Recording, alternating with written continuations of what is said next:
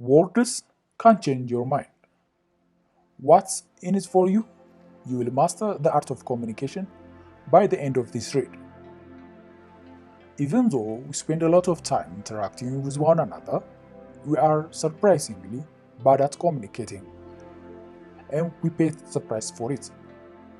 Poor communication handicaps us in our personal relationships and at work.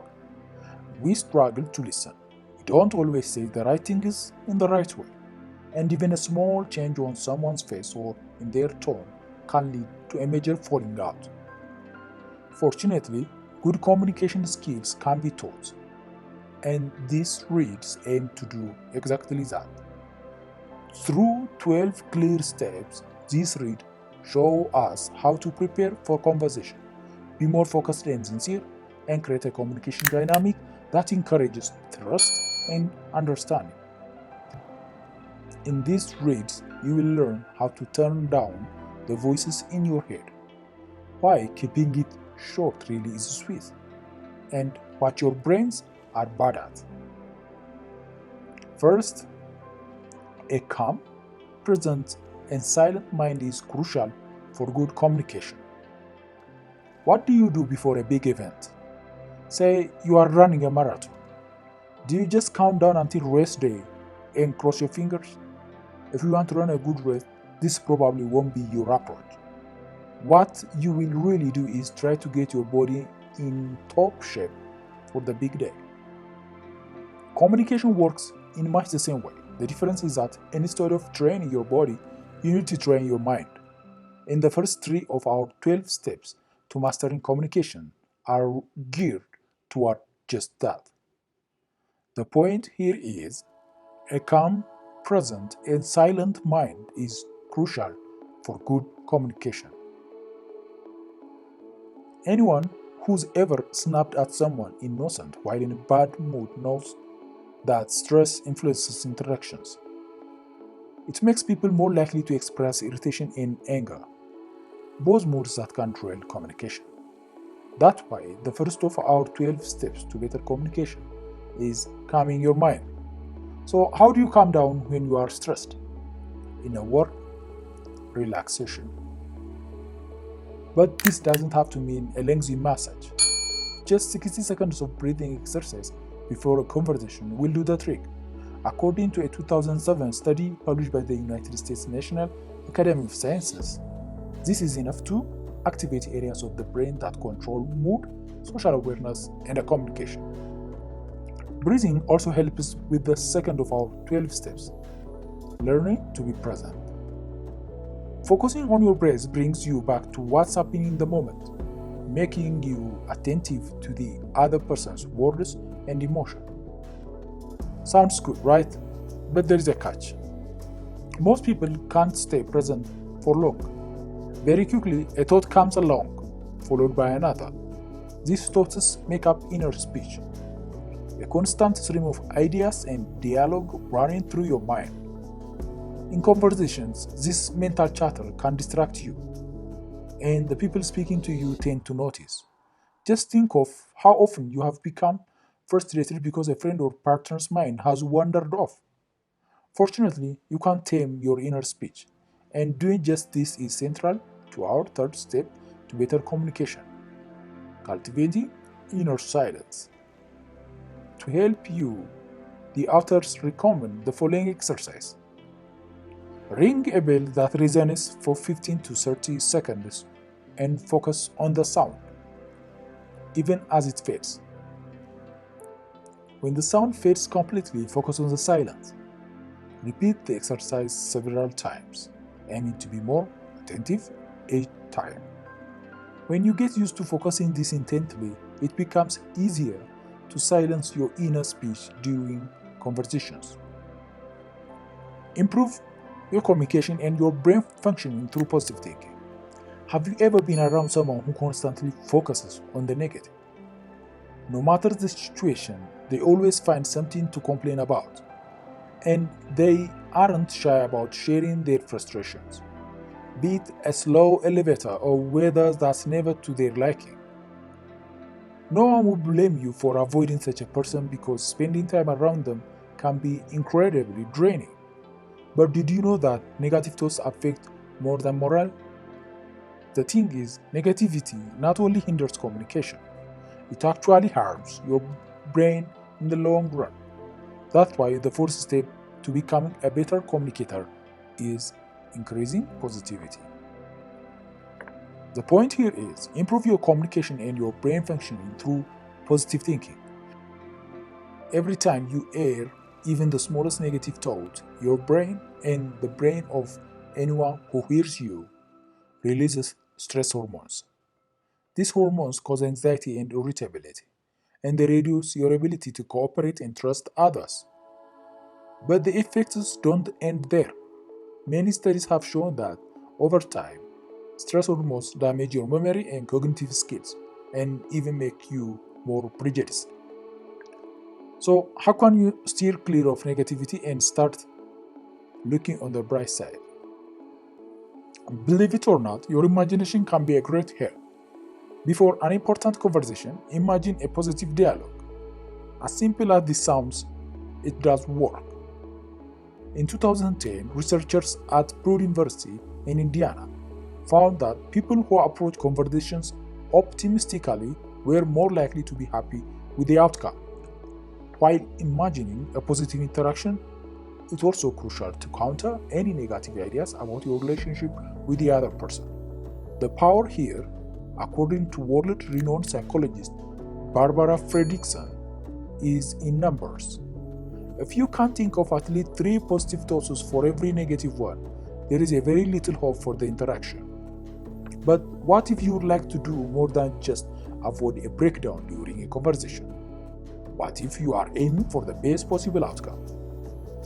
Then you up the positivity and combat each negative thought with 5 positive ones. Of course, if you are in a lousy mood, you might not be able to come up with any positive thoughts.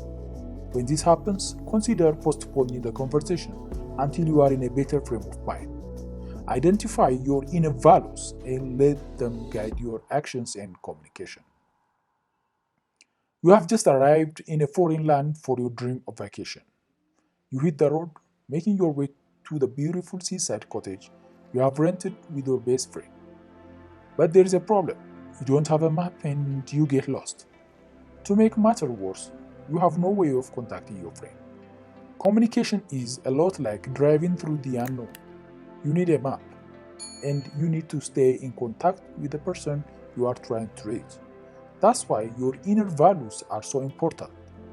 They act as your map, and when you share those values with the person you are communicating with, you are truly keeping in touch with them. This is the 5th of our 12 steps reflecting on your inner values. And the point here is identify your inner values and let them guide your actions and communication. Our inner values are shaped by a variety of things from religion to politics and science, and even by beliefs about money. They differ from person to person. The point here is identify your inner values and let them guide your actions and communication. Our inner values are shaped by a variety of things, from religion to politics and science, and even by beliefs about money. They differ from person to person. To identify your inner values, try this exercise. Grab a pen and paper and spend a few minutes relaxing your mind. Then ask yourself what your deepest innermost values are. For further prompting, consider what makes you truly happy. Shut your eyes for a minute and think about this.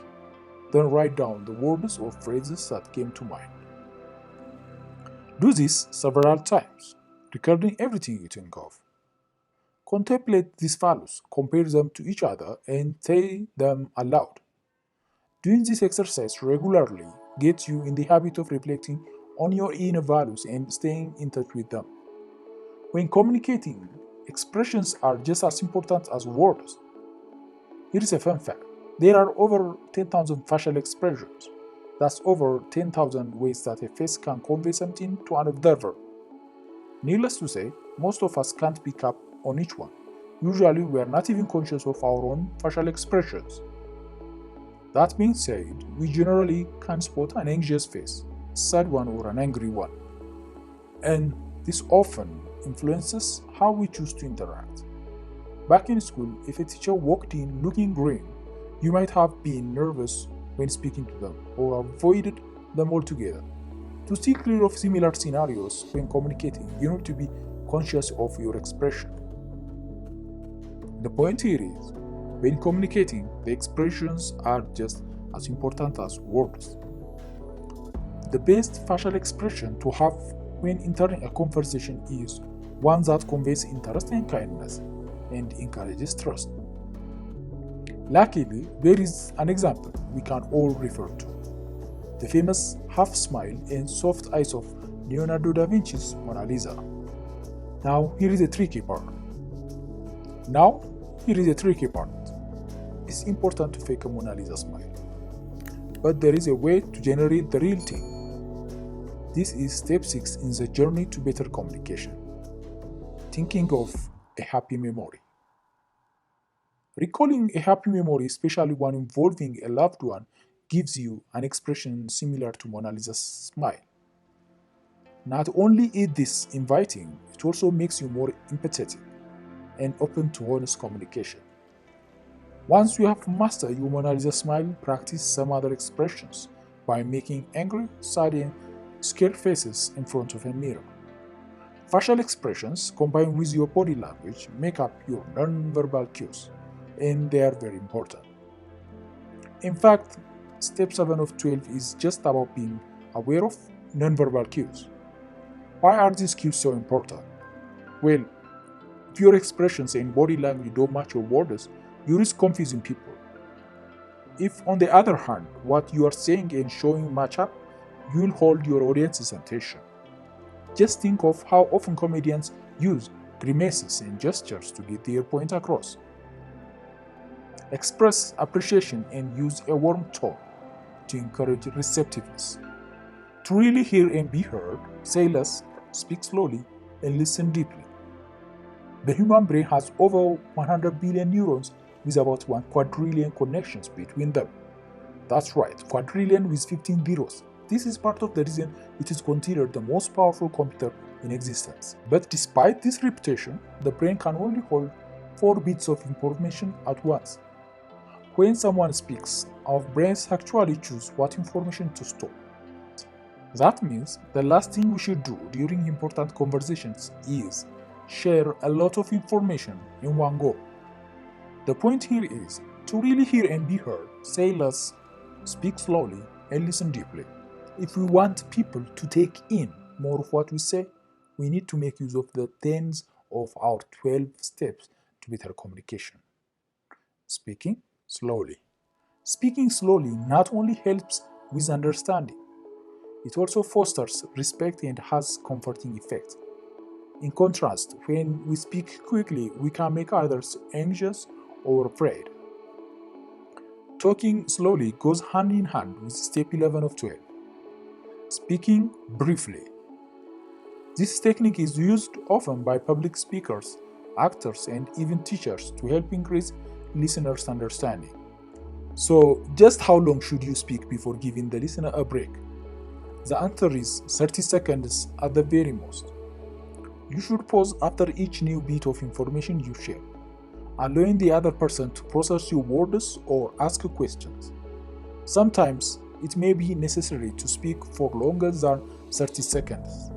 When this happens, you should inform your conversation partner so that they know to pay closer attention. But remember that it takes two to tango. You also have to pay attention when the other person speaks. This brings us to the 12th and final step to mastering communication: listening deeply. Listening deeply encourages the use of several other steps we have already learned about, such as focusing our minds and paying attention to non-verbal cues. Lastly, when it's time to respond, we should actually address what the other person has said. Changing the topic or bringing up something we said previously only breaks the flow of the conversation. Express appreciation and use a warm tone to encourage receptiveness. You can catch more flies with honey than with vinegar. This saying may be dated, but that doesn't make it any less true. People respond a lot better to warmth than they do to hostility. Think about it. If someone called you on the phone and sounded aggressive from the get-go, you'd be much less likely to hear them out or cooperate. Like this phone call, your attempts at communication can easily go downhill if you don't use the right words and tone. The point here is express appreciation and use a warm tone to encourage receptiveness. When it comes to making people more receptive, nothing works quite like giving a compliment. This leads us to the 8th of our 12 steps to better communication: expressing appreciation. By beginning and ending every conversation with a compliment, you affirm the other person and encourage positive interaction. The only rule is that the compliment has to be genuine. It has to be something that you really do believe and respect about the other person. The 9th step to communicating more effectively is watching your tone. People attach meaning to tone, and if you don't use the right tone, you can easily be misunderstood or trigger a negative reaction. To avoid this, you should use a warm tone. This suggests compassion and sincerity. And according to a 2009 study on leadership at the University of Amsterdam, it also leads to cooperation. However, this doesn't mean you should always sound warm and caring. If your overall tone doesn't match your words, you will only confuse people. Just imagine someone using a sweet voice to tell you they are angry. To really hear and be heard, say less, speak slowly, and listen deeply. The human brain has over 100 billion neurons with about 1 quadrillion connections between them. That's right, quadrillion with 15 zeros. This is part of the reason it's considered the most powerful computer in existence. But despite the reputation, the brain can only hold 4 bits of information at once. When someone speaks, our brains actually choose what information to store. That means the last thing we should do during important conversation is share a lot of information in one go. The point here is to really hear and be heard, say less, speak slowly, and listen deeply. If you want people to take in more of what you say, we need to make use of the 10th of our 12 steps to better communication. Speaking slowly. Speaking slowly not only helps with understanding, it also fosters respect and has comforting effects. In contrast, when we speak quickly, we can make others anxious or afraid. Talking slowly goes hand in hand with step 11 of 12, speaking briefly. This technique is used often by public speakers, actors, and even teachers to help increase listeners' understanding. So, just how long should you speak before giving the listener a break? The answer is 30 seconds at the very most. You should pause after each new bit of information you share, allowing the other person to process your words or ask questions.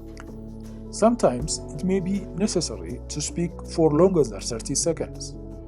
When this happens, you should inform your conversation partner so that they know to pay closer attention. But remember that it takes two to tango. You also have to pay attention when the other person speaks. This brings us to the 12th and final step to mastering communication: listening deeply. Listening deeply encourages the use of several other steps we have already learned about, such as focusing our minds and paying attention to nonverbal cues. Lastly, when it's time to respond, we should actually address what the other person has said. Changing the topic or bringing up something we said previously only breaks the flow of the conversation. When you combine deep listening with the previous 11 steps, you have a complete set of tools for better communication. Put them to practice in various aspects of your life and see how much your interactions improve.